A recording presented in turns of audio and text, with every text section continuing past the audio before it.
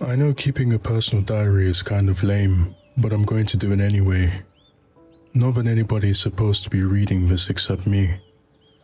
For those of you reading this because it was in a time capsule, or in the ruins of a grand place that I assumed I died in, my name is Cassandra Mayflower. And no, none of my ancestors came over on the boat of the same name. Today I find myself going on a road trip with my parents and little brother. My parents are boring as can be, and my brother is so annoying. I guess 10-year-old little brothers can't think of something better to tease their 16-year-old sister with than making fun of her for liking boys in her class. By the time it's my turn to tease him about acne and bullies and all that other good stuff that happens in high school, I'll already be in college. He's lucky that he gets to dodge that bullet. I can be pretty savage when I want to be. My dad told me that we were going to a family reunion in West Virginia. He bragged about the route he chose being the safest and most efficient. We live in Connecticut, in a little town between Hartford and New Britain. I won't bore you with the name because no one ever remembers it unless you describe how close it is to the state capital. His idea of a great route is driving from Connecticut through a teeny tiny part of New York, driving part of the way through New Jersey, turning at a point, and taking a beeline across Delaware and Maryland until we land in Parsons, West Virginia, where our family reunion is being held. We're taking this boring trip because my father thinks it's good for the family. My mother secretly hates it. She thinks I can't tell, but I can. Maybe if you told Dad, then we could stop going. I've told him and he doesn't seem to listen or care. My brother doesn't really care because he's lame. What I hate most of all is that it eats up a week of my summer vacation, and I only have 9 weeks as it is. But I'm used to it. I get it. Kids have no say around here. I do my best. I get by. I hear my mom calling. Better see what she wants. Later. Although I intend to keep these writings private, I would like to introduce myself should someone read them one day. My name is Cassandra Mayflower. I must make it clear that my surname doth not come from the fair vessel of the same name. My first name is derived from the Greek goddess Cassandra. Father taught me that Cassandra was cursed to see prophecies and never be believed. A lesson that I should take to heart if I ever feel like lying. As God-fearing Christian people, we do not believe in such blasphemy. Father had taken up a remarkable fascination with Greek mythology before I was born, and so I am named. But I take to this diary today for another matter, a queer circumstance that has happened to me over the last fortnight. With quill in hand and ink in my pot, I am eager to write. I try not to believe in mind tricks, nor do I wish to succumb to delusions that would test my faith in God. 'Tis the same manner in which Satan would tempt a person to commit atrocities in his wicked name. But I must write about the fantastic creature who was so misunderstood yet so gentle. I must begin my harrowing account another time, for I hear Father calling and must not be dally in my response. Mom just had to remind me how I need to act, conduct myself, and behave at the reunion. It's like I'm 5, and she wants me to stay that way forever. God, parents are annoying. They can be worse than little brothers sometimes. Like mine, who's going to lose an arm if he hits me with his action figure one more time. Damn it. Look what I wrote. This is in pen too. Oh well. Where was I? Oh yeah. I guess I just want to document how far we've come along on this vacation-sucking, boredom-ridden road trip. Everything boring seems fun to old people. LOL. If I ever reach 50, I want to have been dead for 10 years. LMAO. I'm looking out of the window of my parents' RV, but they can't shut up about being able to afford. It's about 5 in the evening and the sun seems low in the sky, not yet set. There's a beautiful orange warming in the horizon. It reminds me of pumpkins. I know that's sort of corny, but it's true. We crossed into New Jersey about a half hour ago. After my mum finished her lecture, my dad mentioned that we would be getting some dinner as soon as we got to the Jersey Turnpike. We drive on for another hour or two after dinner before finding an RV camp to rest for the night. Dad claims he has a list of them in every state we're going through. I doubt he got all of them though, lol. I have returned to my diary with quill and ink in hand. I am now ready to tell of my story. 'Tis a truly bizarre story, but I assure you, 'tis no yarn. This occurred in the year of our Lord, 1738. I was out in the Pine Barrens. I have always been so enthralled with the gentle nature of trees that I decided to take a walk. Both father and mother had granted me their permission, instructing me to be home by sundown. I thanked them, for I was on my way. While skipping in the forestry, I held a basket at my side. I had hoped to bring my mother home some exquisite flowers. One time, father had a botanist over at our home during a business meeting, and the botanist fascinated me with all his knowledge of plants. He informed me that the only place certain flowers grew anywhere in the world was in the Pine Barrens. Father scolded him, ordering him not to encourage me to go wandering off. He must have settled into a better humor since then, for he had given me his blessing. After walking for what felt like an hour, in between the pieces of sky, I could see through the treetops. I believed it to be a big, slender boulder, but as I grew nearer, I saw that 'twas no rock.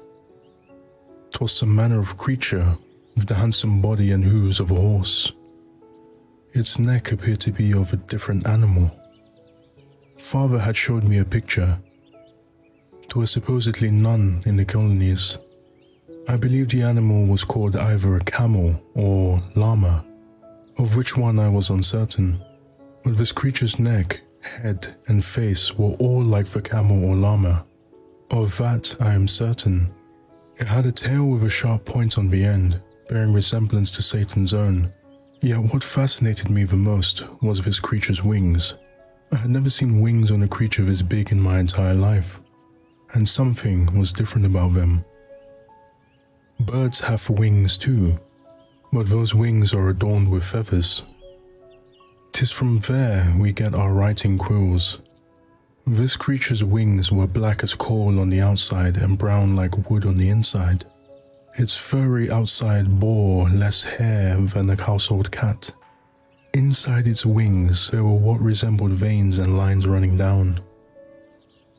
I stared at the creature. It looked back at me. When I tried to approach, the creature backed away. It flew off into the air and out of sight. I was aghast with delight. It was so special to have met such a creature. In the opposite direction I did go. I returned to my home just as the sun was setting. Father and mother must have found favor with this because I was not given the cane. Such a sour face was my father's when I told him the story of the creature. I thought he wouldn't believe me, but he did. Or maybe he did not. Of which one I am not sure, because he never expressed disbelief with my recounting of events. Father responded with his own tale. He told me of how he had encountered what he called the Jersey Devil. I was so wildly fascinated with his storytelling, but I did listen with both ears and would have listened with more if God granted them upon me. The Jersey Devil was rumored to be the 13th child of a woman named Mother Leeds. She too lived in the Pine Barrens. In the year of our Lord 1735, Mother Leeds cursed the very idea of giving birth for a 13th time. She brought the curse upon her unborn child, causing the infant to change. He was born normal, but quickly transformed into some kind of hideous creature. Father told me of how it flailed about, casting off anything in the way of its tantrum, taking flight up a chimney. Into the Pine Barrens that creature went, never to return. That was 3 years ago. Since then, there have been sightings of the creature. Some describeth it in a different manner from others. To some it looketh like a goat, for others more like a horse. All accounts claimeth the presence of wings. Father smiled, walking off to do some writing. 'Twas not my business, and I minded mine. Ever so glad was I that he did not cast doubt upon my account. "Okay, kids, we're here," Mr. Mayflower declared with his arms stretched outward. "Awesome, good stuff, Dad," Cassandra chortled in brief comments, dragging her feet as she lumbered lazily off the RV. "Whee!" Darren, her brother, shouted as he leapt out of the RV. "That's great, hon, but where is here?" Mrs. Mayflower questioned reasonably, her sunglasses still pushed up to her forehead even though it was dark now. "Just a pit stop, hon. We can grab some grub and be back on the road again. I checked on my phone and there's an RV park with space available that's about 7 miles down the road. We'll rest there and start up again tomorrow." "Sounds great, dear," Mrs. Mayflower responded. Her attention was rerouted towards her 2 children who were rushing for a roadside grill like they had never eaten food before in their lives. Never. Not once. There were no other eateries on this stretch of the Jersey Turnpike. What attracted Mr. Mayflower most about it was that it was the first place on the turnpike that could fit their RV due to the absence of trucks and motorcycles. Except for the roadside grill, this area was merely a giant parking lot overlooked by the Pine Barrens. Mr. Mayflower knew a thing or two about that lush forest because his ancestors used to live there until the Civil War broke out, and some of the young men in his family had to fight for the Union.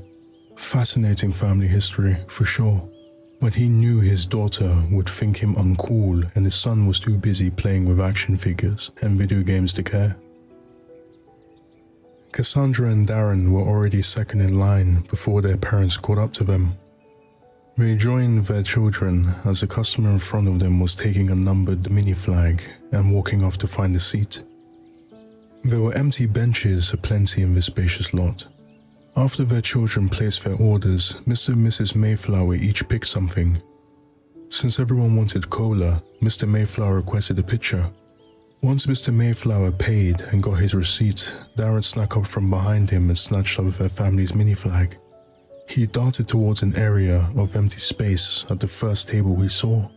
Unfortunately, it was the table nearest the bottom. His parents weren't thrilled, but Cassandra didn't seem to mind. When they sat down, the bathroom didn't seem to emit any foul smells. Mr. Mayflower held their mini flag up, waving his arm back and forth as though surrendering in battle. An apron-wearing gentleman placed a pitcher between the family members, placing a glass with ice in front of each of them, followed by straws. He reminded the family that there were 3 refills on the pitcher. Mr. Mayflower smiled and thanked the gentleman before he walked back to the kitchen to grill some cheeseburgers and toss a basket full of fries. Darren was so happy to see so much soda in one place. His father shook a big no with a stern face. His mother also shook a big no, but with a more disappointed look. Cassandra shook a big no with a goofy face, rolling her eyes and bobbing her head. Mrs. Mayflower tapped her daughter on the arm, mouthing, "Knock it off." Then Mr. Mayflower snatched a pitcher and poured down the first glass, mouthing, "One more if you're lucky." After pouring his own glass and his wife's, Mr. Mayflower went to pour his daughter's, but yanked the pitcher away. Cassandra gave him an annoyed frown that silently said, "That's cute." Her father smiled, at last pouring her some soda. The family laughed. Cassandra's stomach growled. Mild pain struck her in the gut. She feared it might get worse. She excused herself to go to the bathroom. On the way there, something caught her eye. Something was standing in the shadows, almost like it was avoiding the light. She gathered that it was too big to be a person, too misshapen. Then its eyes glowed in the dark. They were a light green hue and the size of chestnuts, but slivered like almonds. Cassandra thought that whatever was hiding in the shadows was beautiful. Glancing over her shoulder, Cassandra saw that her parents were guffawing as her brother was telling a joke. Cassandra took the chance her stomach beginning to calm. Maybe this creature had something to do with it, she thought. She slowly followed. Looking up with his magnificent eyes that glowed like lanterns, the creature dashed into the thick trees for which the pine barrens were so well known. Cassandra ran after it, dying to see what it looked like. The creature moved so fast she could barely see it. Nevertheless, Cassandra ran further into the forest, leaves crinkled beneath her feet. A clearing popped out suddenly, covered with fine, delicate mint green grass. Glittering moonbeams fell through the trees. From within the surrounding darkness, the creature stepped forth. It was unlike any other creature Cassandra had ever seen. The creature walked over on hooves, resembling a small horse. It looked like it had a horse's face as well, but it was abnormally small. From its back sprouted wings, like those of a bat. The neck was giraffe-like in length. It had a tail that ended with a sharp arrowhead-like protrusion, akin to a demon's. The eyes were no longer glowing green. That majestic hue had been replaced by shiny black orbs absent of sclera. Cassandra sauntered slowly over to the creature. She didn't know if it was dangerous, but somehow felt like she could trust it. And the creature felt it could trust her. Cassandra smiled warmly, approaching the creature. She could see that it had a strap around its neck that held something on the end. It resembled a giant necklace, and Cassandra was curious to see it, but when she tried, the creature fled frantically. It vanished at speeds too fast for the naked eye to bear witness. Wind knocked Cassandra onto the grass, not heavy by any stretch of the imagination. Cassandra didn't question being knocked down so easily. She got back up and moseyed on over to something on the ground. A leather strap fastened to a very old book. She undid the leather strap, causing the book to fall into the bristly grass. The cover was black, looking shiny and new. There was a small clasp holding the book closed. Cassandra unbuckled it. The pages inside were musty and faded to a fine yellow. There was small, neat cursive on every page. A diary, perhaps. Cassandra flipped through it to see that only about a third of the diary was full. A crack came from the distance. It scared Cassandra, reminding her that she had to be getting back. As far as her parents knew, she was still in the bathroom and not in the middle of some enchanted grotto trying to chase some indescribable beast. She clutched the diary in her hand, leaving the leather strap behind. Cassandra walked until she saw a clearing. Hiding behind a tree, she looked out. There was the roadside grill. Her parents and brother seemed happy and, more importantly, distracted. Cassandra ran out of the pine barrens. She nonchalantly blended into the crowd, snuck past the half wall that blocked the ladies' room, and then quickly walked toward her family as if she hadn't wandered into the forest at all. As she approached her family, Cassandra realized that she still had the diary in her hand. She stuffed it in the back pocket of her jeans, jamming it in so hard that the pocket nearly burst. Darren gave her a hard time, implying incontinence problems. Cassandra smiled and pointed 2 fingers to her eyes and then pointed them back at her brother, back and forth mouthing, "I'll get you." Her parents laughed.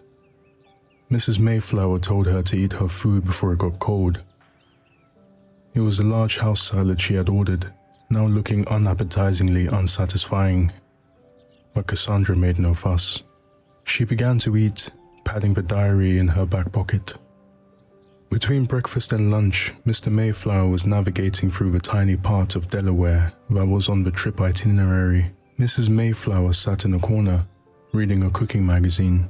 Darren was content to sit and play his video games.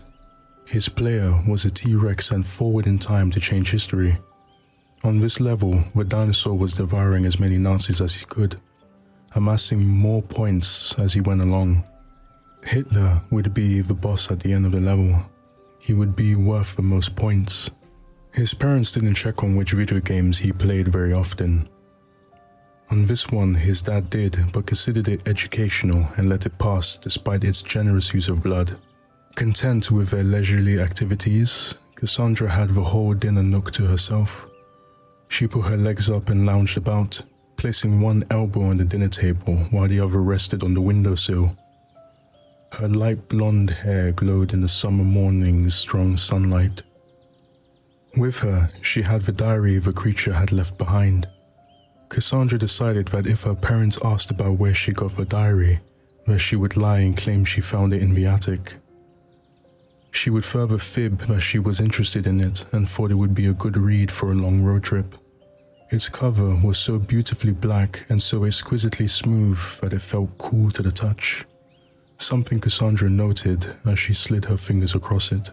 The center of each page was a light yellow, almost white aura that expanded outward into a dark yellow, ending when some of the corners of the pages being a muddy brown.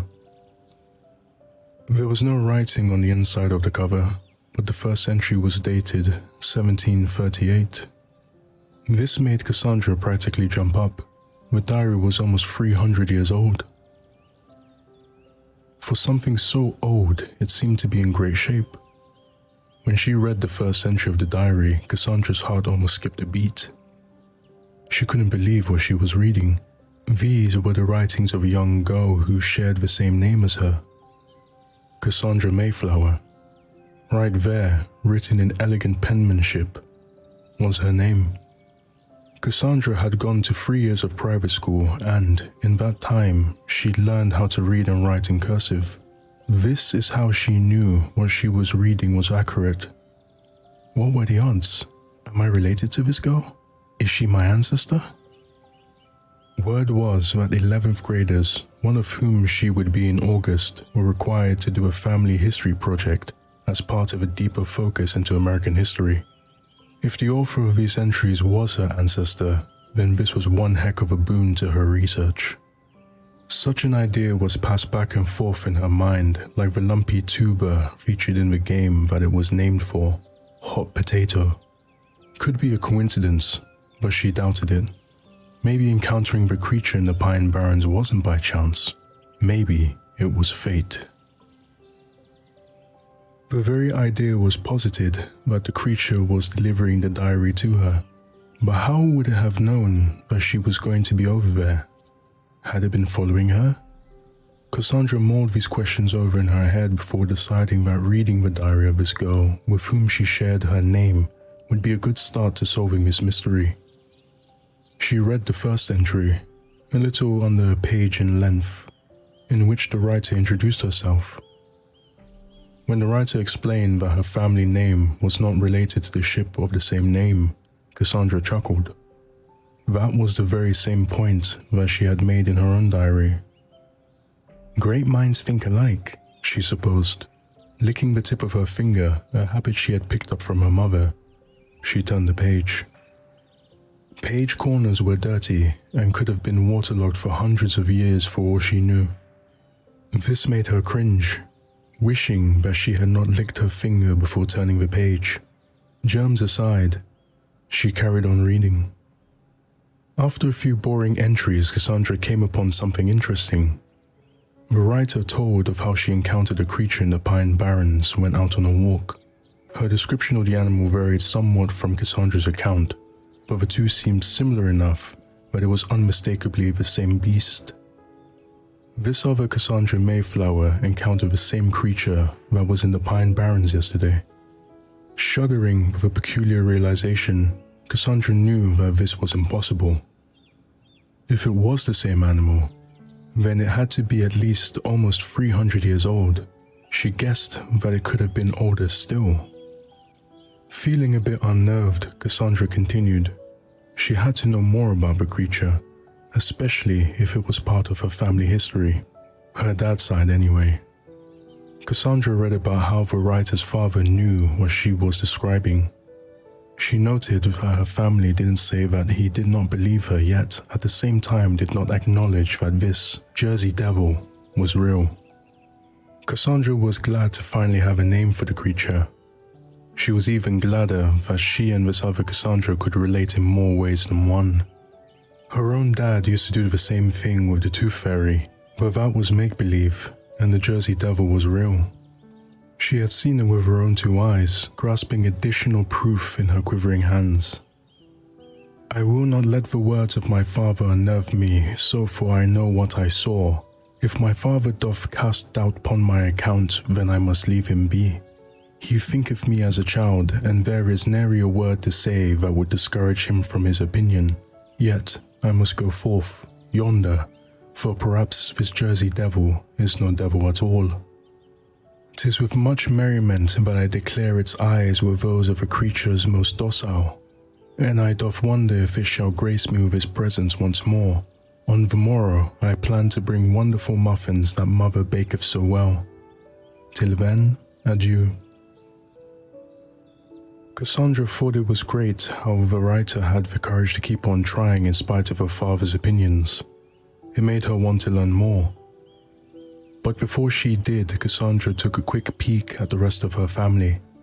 Her father was still driving, her mother was reading a different magazine from a pile under the seat, and her brother had, rest assured, beat Hitler. She flipped to the next page without licking her finger, a habit she was doing well to break. I have gone to the Pine Barrens today to find the Jersey Devil.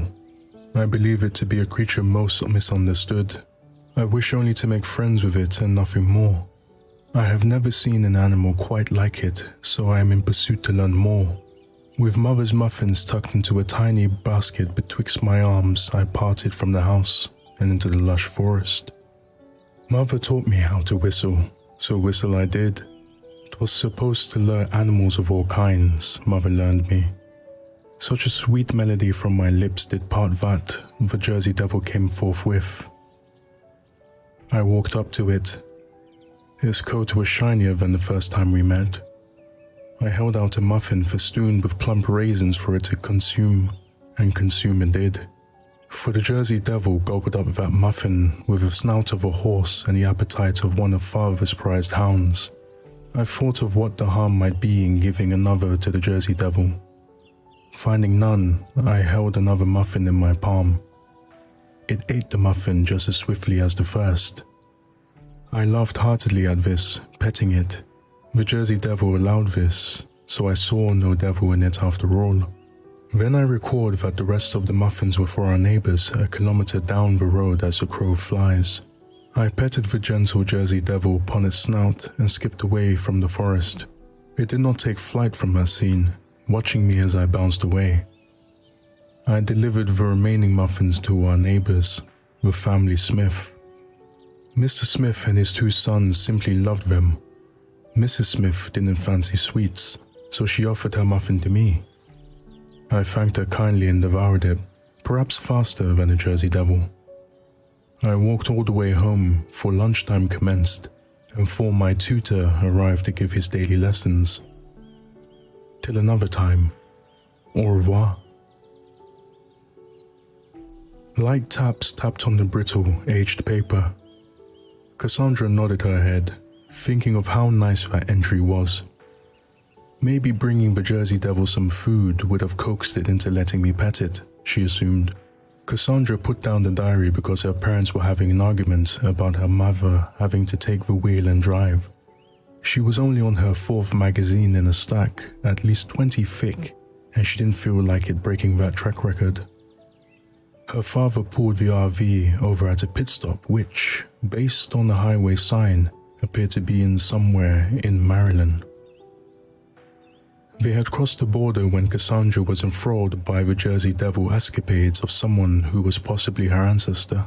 Both her parents got out and looked like hell had come to Maryland, at least for the people watching, and for anyone listening to it while they were eating. For Darren and his sister it was funny. Arguments such as these were usually so loud and stupid and almost always ended up in their father losing. There was one victory for him, but that was an argument over the phone. The Mayflower siblings smiled at each other, a rarity, and went back to their respective leisurely activities. Darren was now in Vietnam, using the T-Rex to single-handedly eat the entire Viet Cong army. Cassandra went back to the diary, hoping to read it despite their parents' incessant yelling. She shut the noise out and resumed her reading.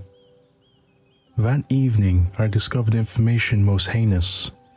I eavesdropped upon father and his friends, most of whom are our friendly neighbors.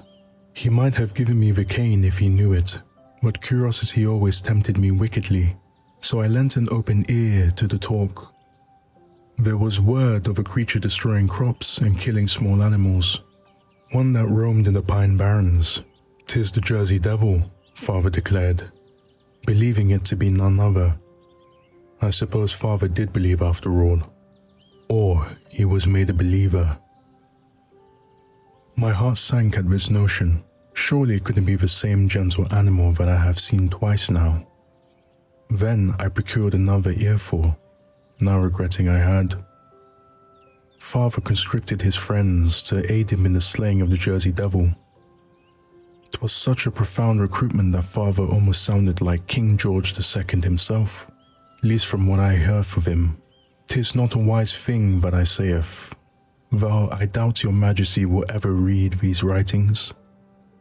Because the hour was so late at night, Father proposed that the hunt be commenced no later than 6 o'clock on the morrow, immediately following supper.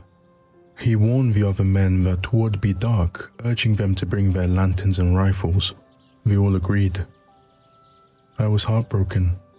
I knew not what to do. Then I pondered what to do. Me, as a girl. How can I save that sweet creature that they calleth the Jersey Devil? I will write soon. Born anew. The diary was placed softly on Cassandra's lap. She almost cried. We were going to kill that beautiful creature, that Jersey Devil. But then something crossed her mind. If the animal she had run into was really the Jersey Devil, then they couldn't have killed it. Or maybe they did, and it came back to life as a zombie or vampire. Cassandra laughed, thinking of how silly that was. Then again, it would certainly explain how it was still around after almost 3 centuries. Mr. and Mrs. Mayflower finally came back aboard the RV. The fight was over, with Mrs. Mayflower winning as usual. Mrs. Mayflower gave her husband a big hug, whispering apologies but having no intention of honoring her promise to switch drivers. Mr. Mayflower got back at the driver's seat, wheeling out of the pit stop with considerable speed. It was because they had to find somewhere to eat lunch, Mr. Mayflower said to the kids, but mostly because he overheard someone threatening to call the police. After a satisfyingly fattening lunch of a cheeseburger, French fries, and a strawberry milkshake to counterbalance the disappointingly healthy dinner of last night's large salad, Cassandra got back on the RV ahead of the rest of her family. They were still eating at a table outside a roadside burger joint that had the best, thickest milkshakes in the world, or so her father claimed. Cassandra found her comfortably placed around the kitchen table. Before putting her feet up, she removed the diary from its hiding place under one of the cushions she had been sitting on. Reading the rest of the diary before her parents noticed was the goal. There only appeared to be 1 or 2 entries left, and Cassandra Mayflower in 2020 desperately wanted to know what happened to Cassandra Mayflower in 1738. She got to reading, holding the diary low in her lap. As the family climbed back aboard, none of them seemed to notice. Mr. Mayflower headed for the wheel, but was stopped by his spouse, who felt terrible about earlier. Darren looked up, nodding his head in approval before going back to his game. He had to beat Saddam Hussein in order to advance to the last level, North Korea. Mr. Mayflower reached into a cupboard and retrieved his tablet. He powered it on, pulling up his library of ebooks the moment the icon loaded. Meanwhile, Cassandra read diary entries on tattered paper. As I write this, I must clarify, should a soul find my writings, that I am writing with a quill and inkpot that I have brought with me to the Pine Barrens. With me I also bring Mother's delicious muffins. These ones have strawberries she has grown from the dirt of her own garden. As before, I can give 2 muffins to the Jersey Devil, as I must save the rest for our neighbors. I doth hope that it loveth strawberries as much as I. Last night I was pondering an idea. I wanted to keep this diary for my own personal reference, but if this is to work, then I am to get rid of it. Though, It would be splendid if another read it and could learn that this Jersey devil is a gentle soul who could not possibly be causing the harm Father claimeth it doth. This is my final entry in this diary. I will be sending it where so Father will not find it and know that I am responsible for this wonderful creature's absconding. If he found out I helped, he would cane and flog and whip me unmercifully so for days, perhaps a fortnight. As I value the ability to sit down again, I must discard this evidence. With me, I have brought one of Father's fine leather belts. I made sure to pick the worst of the collection, or at least one of the worst. If he knew that I stole even one of his lesser quality belts, I would be caned till there was a new color on my bottom not found on the palette of a fine artist, nor in nature. But I doubt he will. Very much so. 'Twas why I absconded with it in the first place. I am now concluding my writings. Just know that if you are reading this, that means you have encountered the Jersey Devil. I know and will know long after my departure into God's kingdom, because I am going to use Father's belt so that the Jersey Devil may carry my writings around with it for as long as it shall live, and I bid it peace for all of its days, just as I bid the same to you, fortunate reader. Finis unum tibi hodie. Cassandra cried, not loudly, more like silent bawling. She assumed that the other Cassandra was okay. Maybe she got a beating, but probably didn't die if she did. It was the Jersey Devil that she was more concerned about. She saw the creature herself and wasn't doubting it anymore. Cassandra wondered if the plan had worked, if Cassandra's father and his men managed to even find the Jersey Devil at all. Then something hit her like a fastball. Scour the internet. There must be documentation somewhere. Cassandra pulled out her smartphone and unlocked it. She pulled up the internet, typing Jersey Devil. In the moment she saw the search engine bar load, there were thousands of pages about the Jersey Devil. Searching through 3 of them, Cassandra learned that the writer of the diary was telling the truth. It all synced up. She did some more digging until she hit pay dirt on the bottom of page 6 of the search results. Someone had archived small presses and newspapers in the colonies from 1700 to 1750. Searching through the hundreds of PDFs of articles, Cassandra found one from 1738 entitled Mayflower and His Men Fall Short. Just as every bit fascinated with the article as she was with the diary entries, Cassandra had the closure she was searching for. Jonathan Mayflower had led a group of men to the Pine Barrens in search of the Jersey Devil, who they believed were destroying their crops and killing some of their livestock. They searched by lantern light for 2 hours at night, coming up empty. Incidentally, all the crops stopped being harmed after their witch hunt.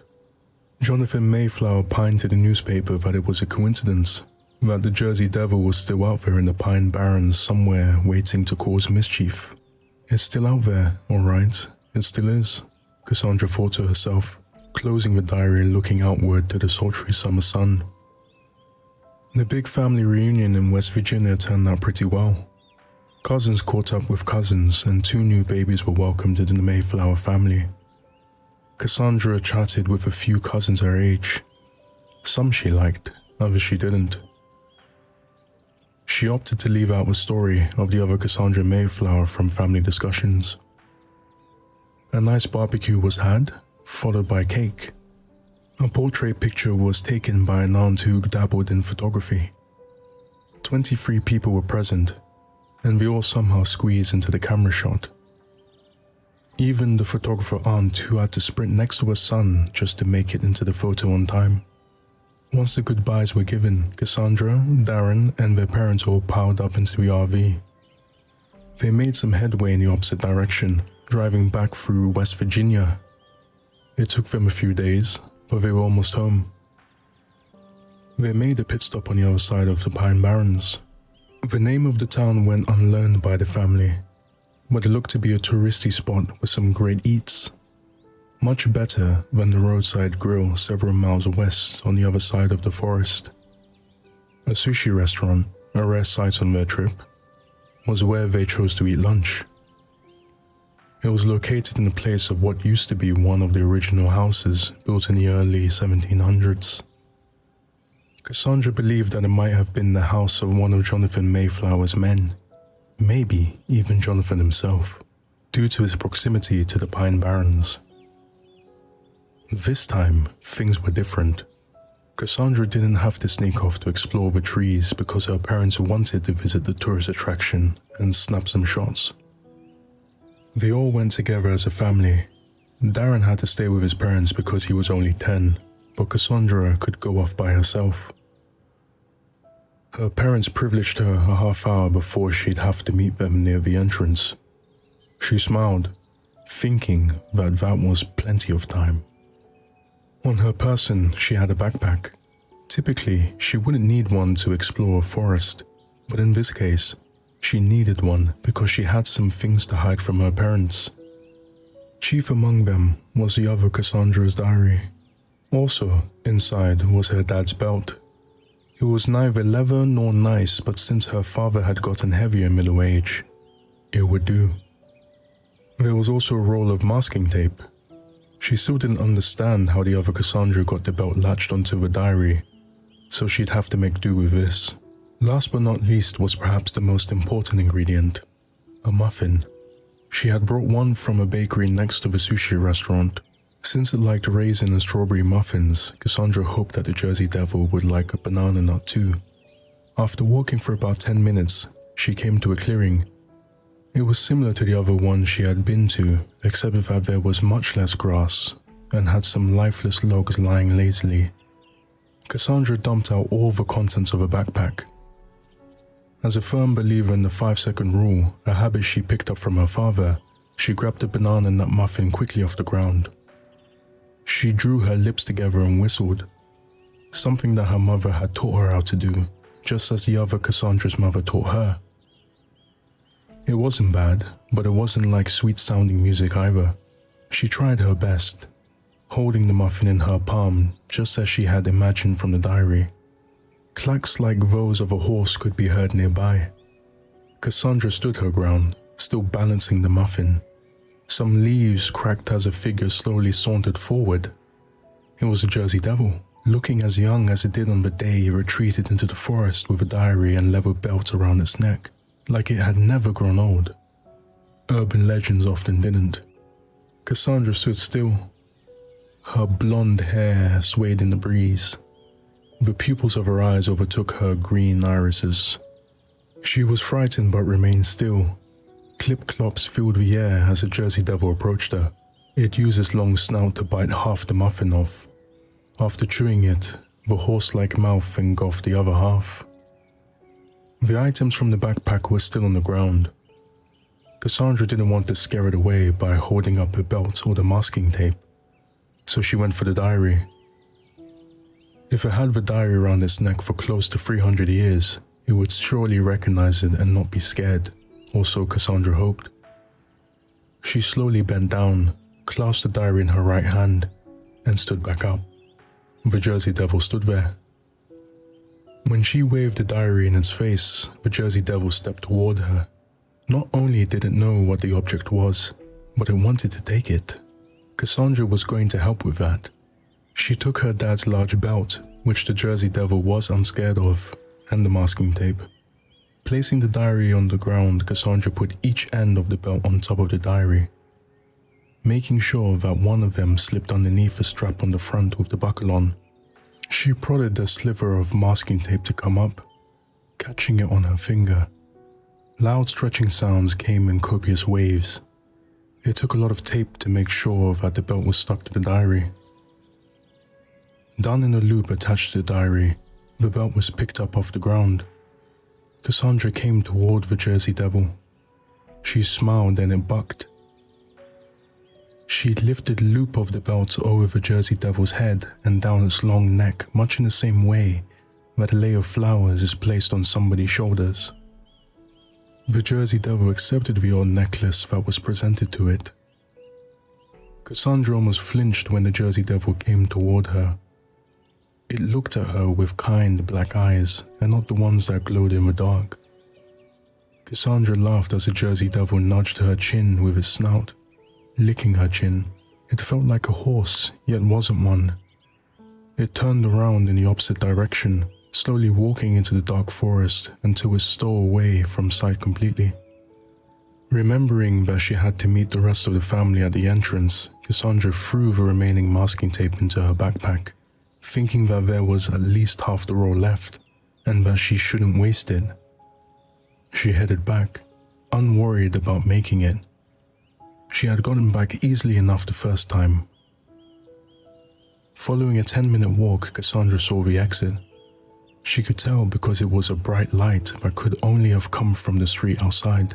Her parents and brother were standing right outside the agreed-upon meeting place near the front entrance. Or, at least, one of the entrances. Her dad didn't seem to mind, but her mother looked upset, crossing her arms and frowning. Of course, she was always a notorious worrywart. Darren was off to the side, twiddling his thumbs and going out of his mind because he didn't have his video games.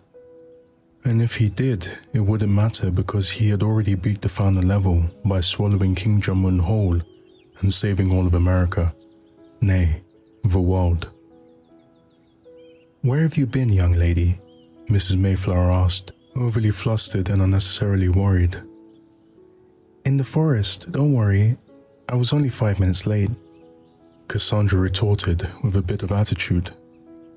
She was only guessing. She hadn't glanced at the time on her smartphone even once the whole time.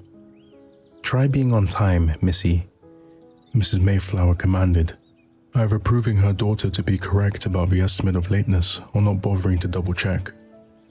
Less concerned about that, Cassandra turned to her father. "Hey, Dad." "What, sweetie?" Mr. Mayflower responded, looking up from his tablet.